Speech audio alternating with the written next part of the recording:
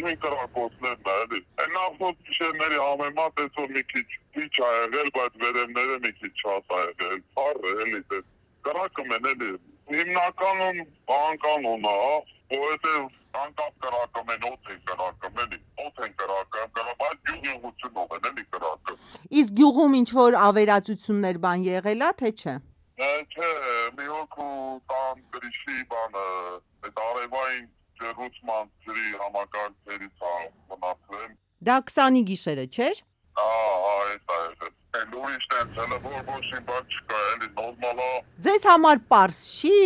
պատճառը եւ Հայաստանի արձագանքը դուք պատշաճ համարում եք։ Չեմ կարող ասեմ, որովհետեւ ոչ մի բան չես հասկանում, ինչ է կատարվում։ Ոչ ստերս հասկանեմ, ոչ ընդերս հասկանեմ։ Ոյանիք ինչ կրակում են, որպեսզի իմաստը որն է, կրակում են հավաքցնեն, մի ամիսա շարունակ կրակում են, էլի դե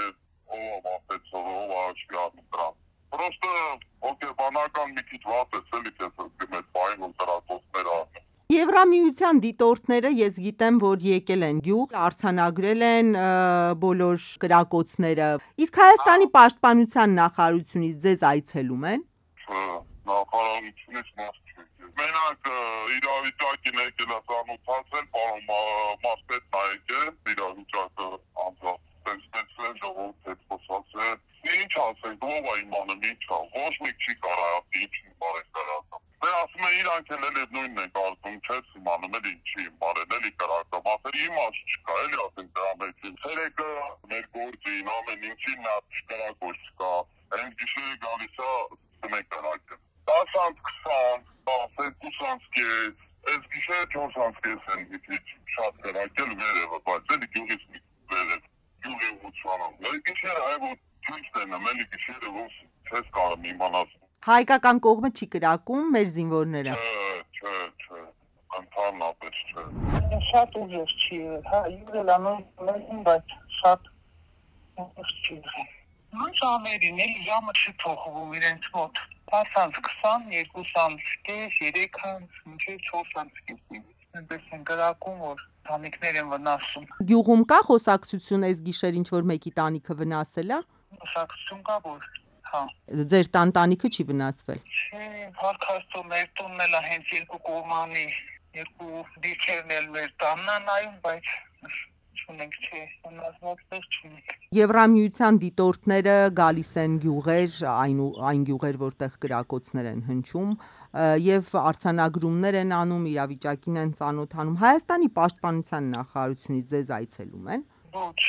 ինձ որ վարչապետ այցելից ունենք, մենք մտածում ենք, որ այս վիճակից ելնելով նա կայցելի հենց խնացա խոզնավար, բայց չայցելուց, սպասեցին մարդիկ, չայցելուց։ Դուք ինչ հարց ունեիք օրինակ իրեն, ինչն էիք ուզում ճշտել։ Ինձ այս կրակոցների վերաբերյալ հարցեր կտային, ինչի՞ց է որ անդադ շարունակական ժամերին, ժամն էլ անգամ փոփոխական չի, հրամանա չէ իրենց կողմից, որ իրենք իրենց գլխության կրակում։ Իսկ ձեր կարծիքով Ադրբեջանը ինչի համար է դիմում այս քայլին։ Ես չգիտեմ, քաղաքականությունից ճիշտն ասած շատ հեռու եմ, բայց որ վախ կա, դա հաստատ։ Մեկ ամիս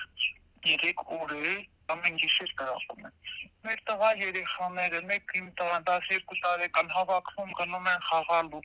Ֆուտբոլի դաշտը հենց թիրախային վիճակում է, վախենում ենք